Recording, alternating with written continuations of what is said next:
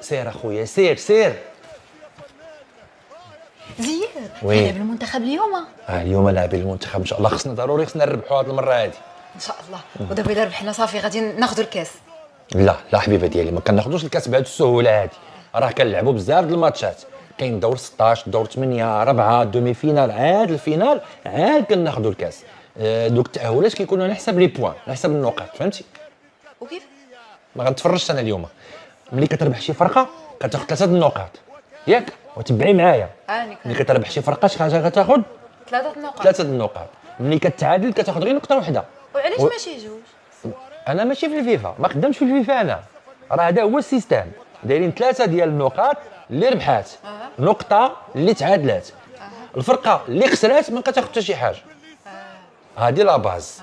حنا دابا ربحنا ماتش، اذا شحال عندنا من نقطه؟ عندنا 3. 3 النقاط. الماتش الثاني